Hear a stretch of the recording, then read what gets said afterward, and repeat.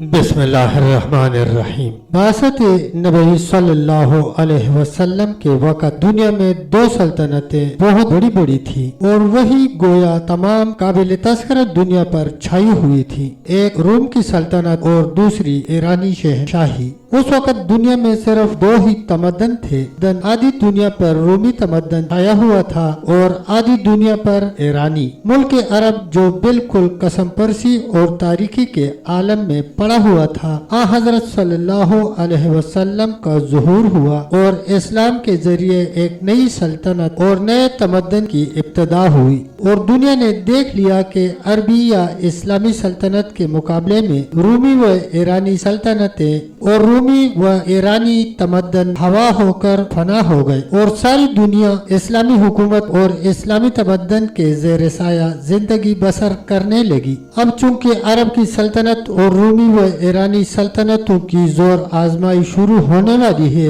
اور بہت جلد ہم ایران و روم کو عرب کے مقابلہ میں ریزہ ریزہ ہوتے ہوئے دیکھنے والے ہیں، لہذا مناسب معلوم ہوتا ہے کہ ان دونوں مشہور و متمدن سلطنتوں سے بقدر ضرورت واقف ہو جائیں۔ کسی زمانے میں ایرانی سلطنت بحیرہ روم، بحیرہ اسود، خلیج فارس، دریائے سندھ، کشمیر، تبت، کوہ الٹائی، بحیرہ کاسپین تک وسیع تھی۔ کیانی خاندان کی حکمرانی اور رستم زابلستان کی پہلوانی کا زمانہ گزرنے کے بعد اسکندر یونانی نے سلطنت ایرانی کو پارا پارا کر دیا تھا، لیکن تمدن ایرانی باقی رہا تھا۔ بعثت نبوی صلی اللہ علیہ وسلم سے 400 سال پیشتر اردشیر بابکان نے ساسانی خاندان کی بنیاد ڈالی تھی۔ ساسانی خاندان نے کیانیوں کی وسیع سلطنت کے اکثر حصوں کو اپنی مملکت میں شامل کر کے خلیج فارس، دریائے فرات، بحیرہ کاسپین، دریائے سندھ، دریائے جیحون کے درمیان ایک وسیع اور ٹھوس سلطنت قائم کر کے تمام براعظم ایشیا کی سیادت حاصل کر لی۔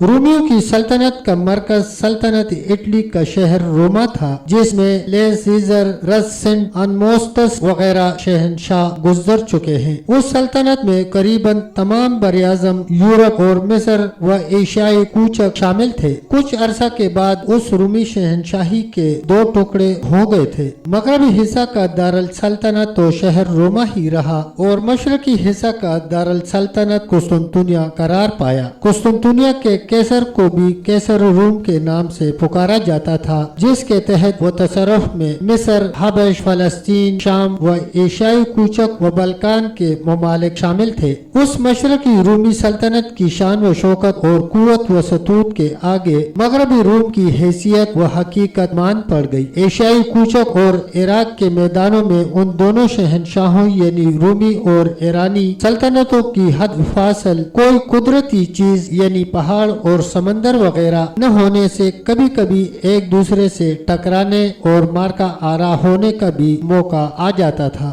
حضرت صلی اللہ علیہ وسلم کی ولادت کے وقت ایران کا شہنشاہ نوشیروان عادل ساسانی تھا۔ آپ کی بعثت کے بعد آپ صلی اللہ علیہ وسلم کی بعثت کے وقت ایران پر نوشیروان عادل کا پوتا خسرو پرویز متمکن تھا اور قسطنطنیہ میں ایک زبردست بغاوت کیسر فوقا کے خلاف نمودار ہوئی۔ امرائے سلطنت اور رعایا ملک کے فوقا کو تخت سے اتار کر قتل کر دیا اور افریقی مقبوضات کے گورنر یعنی فرمان روائے مصر کو قسطنطنیہ کے تخت پر بٹھانے کی دعوت دی۔ گورنر افریقہ تو پیرانہ سالی کی وجہ سے نہ جا سکا، لیکن اس کا جواں عمر جواں بخت بیٹا ہرقل قسطنطنیہ میں تخت نشین ہو گیا اور ہرقل کی شہنشاہی کو ارکان سلطنت نے بخوشی تسلیم کر لیا۔ مقتول کیسر فوقا اور خسرو پرویز کے درمیان دوستی و محبت کے تعلقات ہیں، کیونکہ خسرو پرویز نے رومی سلطنت یعنی ہرقل پر حملہ کیا، ایک ایسے شخص کے تخت نشین ہونے کے بعد جو دراصل تخت و تاج کا حقدار نہ تھا۔ ایرانیوں کے لیے سلطنت روم پر حملہ آور ہونے کا بہترین موقع مل گیا تھا۔ ایرانیوں اور رومیوں میں لڑائی شروع ہوئی۔ ان لڑائیوں کا سلسلہ 6-7 سال تک جاری رہا اور بالآخر نتیجہ یہ ہوا کہ بعثت نبوی صلی اللہ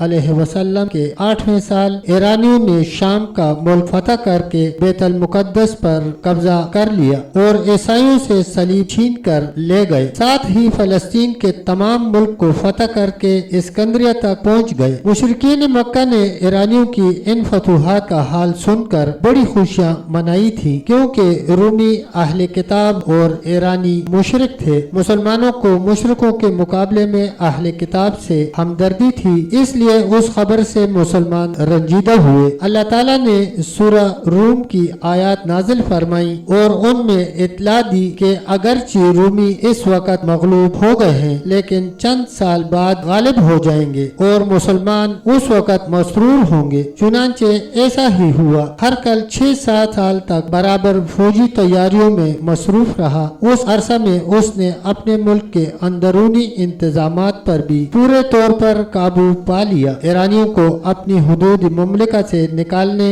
और साबिका हजमियतों का इंतकाम लेने के लिए निकला और बिल आखिर मुल्क शाम के मैदानों में रूमी लश्कर ने ईरानियों को फैसलाकुन शिकस्त दे दी। ईरानी बागे और कैसर रूम ने अपने इलाके ईरानियों से खाली करा लेने के अलावा ईरानियों के बाद सूबों पर भी कब्जा कर लिया। इधर रूमियों ने ईरानियों पर फतह अजीम हासिल की, उधर बदर के मैदान में मुसलमानों ने कुफार मक्का को शिकस्त फाश दी और कुरान करीम की पेशनगोई हर्फ बहर्फ पूरी हुई। तब तक दोस्तों इतना ही, मिलते हैं इंशाल्लाह एक अगली वीडियो के साथ। तब तक के लिए अल्लाह हाफिज, अल्लाह निगहबान।